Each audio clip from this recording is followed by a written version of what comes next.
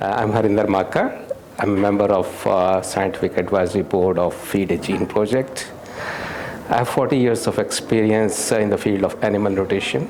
I started my career at Indian Veterinary Research Institute in India, and then moved to Germany, worked at University of Hohenheim, at International Atomic Energy Agency in Vienna, and finally in Food and Agriculture Organization of the United Nations. Recently I retired, and after retirement I'm working as an international consultant, and recently I've been working with Ministry of Agriculture in Ethiopia and Kenya, helping them to formulate evidence-based policies.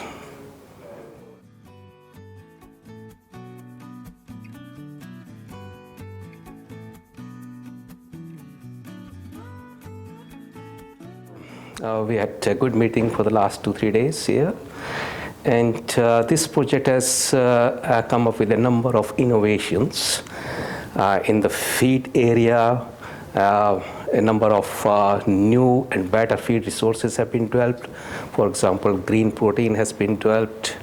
Rapeseed meal, which is of European origin, has been physically and using various enzymes has been modified to improve the quality of the protein. In addition to that, a number of animal traits which could explain feed efficiency have been developed. A number of decision support systems and precision feeding tools have been developed. All have got applications in the livestock sector in making the livestock sector more sustainable.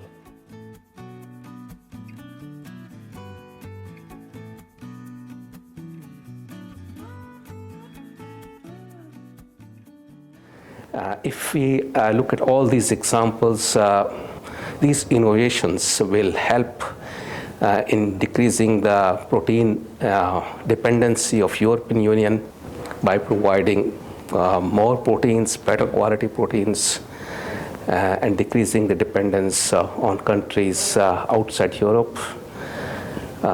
It is also expected that environmental impact of livestock sector would be decreased by using locally available protein-rich feed resources. It would also promote local economy. At the same time, it is expected that it would decrease food feed competition, because these green proteins are being isolated or produced using green biomass, grasses, and legume fodders. So it has a number of implications in terms of economy, in terms of planet, in terms of society. So if we look at all the 3 dimensions of sustainability, which is planet, profit, and people, so this project contributes to all the 3 dimensions of sustainability, and this is of great interest to not only policymakers but also to the society in general, and of course the scientific community.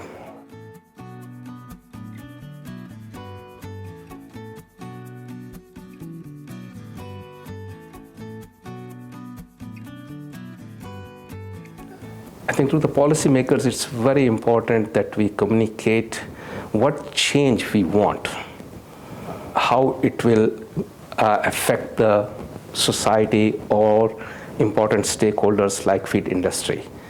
So what are the important findings, what change we want from policymakers, and how it will affect the society or the important stakeholders, what impact it will generate. That is important to communicate to them. As I mentioned, that almost all the work packages have come up with a number of innovations. The challenge is now to package them in a way that policymakers see the advantage of this work in terms of animal welfare, in terms of environment, in terms of food feed competition, and promotion of local economy. So if the messages go to the policymakers in a very clear manner, I'm sure that the change which this project wants can be induced through the policymakers. Of course, policymakers are very important for amplifying the impact of any technology. So they help in establishing proper environment, and also by giving various incentives and other ways of promoting research, which is also required in order to reach to the final conclusion so that the impact could be enlarged.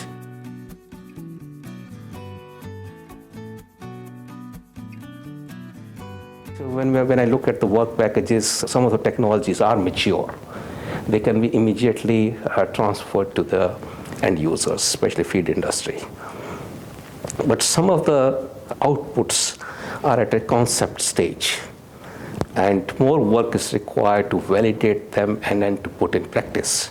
And that would require future research. So the policymakers have to understand that yes, some of the technologies are mature and how these could be applied, but at the same time they should think of providing more funding to carry on this research to the final conclusion so that end users could benefit from that.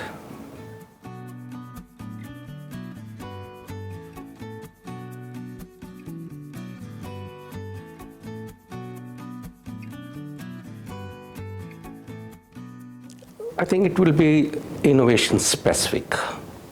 The task in the future would depend upon what the innovation is. They need to be upscaled. It means that the investment has to come from the private institutions to upscale them. And I have seen that many a times the private industry would try to reduce its risk. If a technology is new, there's a risk involved. So when they want to upscale the technology, it's imperative that some funding comes from the state or from the European Union so that their risk is minimized. Of course, they have to invest from their own side as well. But looking at various technologies, now upscaling is the next step. And upscaling means that involvement of the private sector. And to attract the private sector, it is important to reduce their risk because the technologies are new. It means the joint public-private partnership to upscale them.